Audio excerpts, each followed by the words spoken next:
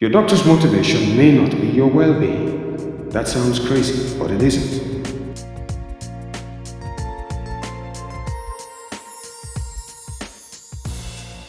Sally's back pain started 3 weeks ago. The pain sometimes keeps her up at night.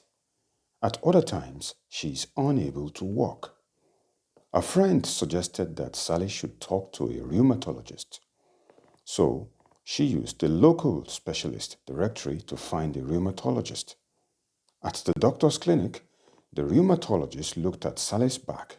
He asked Sally to bend forward and backward a few times. Then he announced, "There is a problem in your back, and steroid injections will make it all better." This sounds like regular doctors speak, doesn't it? They tell you what will make you better and you do what you're told. The trouble is, 30% of the time, your doctor will recommend that you do something that you don't really need to do. That is, 3 out of every 10 doctor's recommendations are unnecessary. Like most of us, Sally does not feel comfortable questioning the doctor's judgment. She considers the doctor as an infallible expert, and she wants the doctor to tell her about her health condition and what to do to get better. How can Sally reverse this unhelpful mindset? She needs to know some things that most of us do not know yet. Today, I will tell you one of them. Motivation, motivation, motivation. Your doctor's motivation may not be your well-being. That sounds crazy, but it isn't. Doctors are sometimes motivated by money. Like the rest of us, they are looking out for number one. Let us illustrate this with the case of a friend of mine. A friend of mine asked me to chaperone her visit to the gynecologist. In the remote hope of moving from friend zone to something more, I agreed to tag along. At the clinic, the gynecologist touched her delicate parts and used the scope to look into her. When the doctor was finished, he told my friend, "Everything is as they should be. Come back in 4 weeks for another checkup." Just like Sally, my friend, said, "Yes, doctor, see you in 4 weeks." I hope that at this stage you are silently asking yourself the question that my friend should have asked her gynecologist. If everything is as they should be, why should I come back in 4 weeks?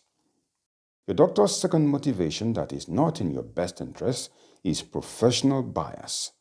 Simply put, professional bias means that a surgeon is more likely to recommend surgery without considering that there are other less risky treatments that are as effective as surgery.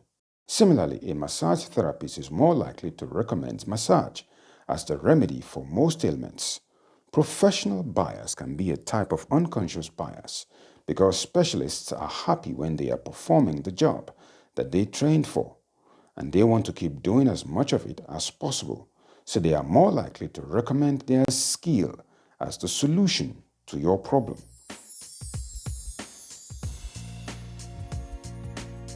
Hello world, you're watching Basic Hale. On this channel you will find useful tips to help you take control of your health. We give you simple health information to help you stay healthy. For example, how to prepare for a physical therapist's visit.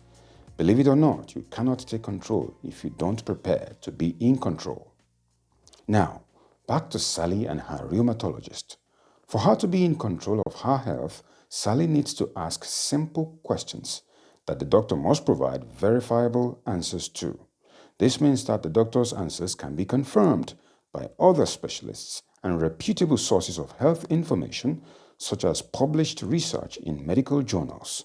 Sally also needs to know that she is paying the doctor for a service and that the doctor should not be viewed as an authority figure who can tell her what to do. Instead, she should see her doctor as a person with professional skills. Since she is paying for those skills, she can ask as many questions as she wants to fully understand her condition and to make the right decision. The most important thing that Sally needs to know is that therapists and doctors can be wrong. As we saw before, they recommend unnecessary treatments 30% of the time. If you wish to know how Sally should prepare for the visit to the rheumatologist and how she took control of her health, click on the video that appears on the screen. Thank you for watching. If you enjoyed this video, stick up a thumb and share it with your friends. If you don't like what you see here, please tell us why in the comment section and we will try to do better.